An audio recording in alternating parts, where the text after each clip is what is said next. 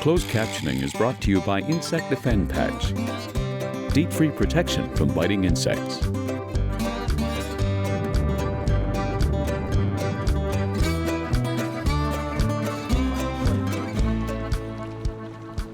So I need using these bobbers, slip bobbers like this.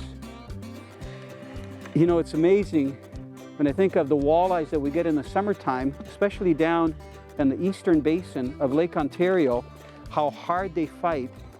And then you get the walleyes here, you know, that are in cold water when you come up north, and there isn't much of a fight. But that's because they're cold-blooded, and you know their metabolism is governed by the water temperature.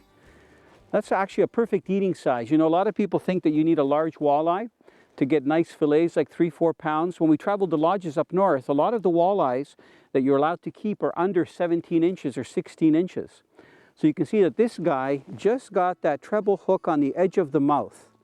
So that stinger hook, when it gets cold like this, is really important. Isn't he pretty? They've got so much energy, but they're storing it right now because the water's cold. So I'm just going to get him into the water. You can have one look. Ooh, the water's cold. There he goes.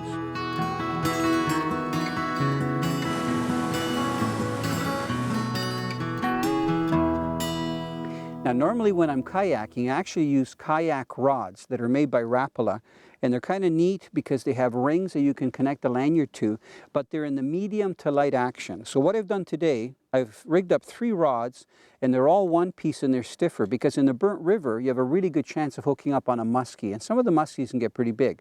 So this is one of the bait casting outfits. It's the actual R-type rod and reel, and it's loaded with 20-pound braided line. This particular braided line is color-coded. This line is the diameter of 6-pound test monofilament, but it's 20-pound test braid. And you can see that this braid is color-coded. So the reason I've got color-coded braid on this particular reel is because this is the one that I was bottom fishing. So if I'm either trolling really slow in the kayak and I'm letting line out where I've got a small weight like a split shot or little egg sinker, or free lining it and fishing the sides, the shallower edges structure, it's really good that if I hit a fish, I know how much line I've had out, because these reels aren't counter reels. They're traditional bait casting reels, and this particular one has the handle on the left-hand side.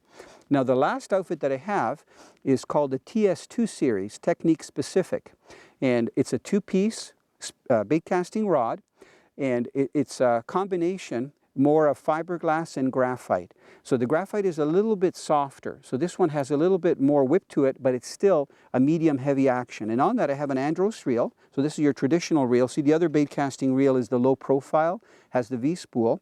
This is the traditional round bait casting reel. I just like the look of it. It reminds me some of the bait casting reels that I used 20 and 30 years ago. And on this particular rod, it's also a bait caster so that I can finesse the line out. So let's say I do get a hit, and I'm using a large sucker minnow that's anywhere from 6 to 10 inches long, and I see this flow going up and down. Sometimes in cold weather, whether you're pike or muskie fishing, and sometimes even walleye, it takes a while for that fish to turn the bait fish around so it has the hook in its mouth. So you'll see your float bobbing, and the only tip I can give you is don't set the hook right away. Wait until that float goes completely beneath the surface and it starts going in a direction. That's usually a pretty good indicator that the large fish has the small fish in its mouth and the hook's in its mouth. And then you close the bail. So while that's happening, you have it on free spool, so the fish feels very little.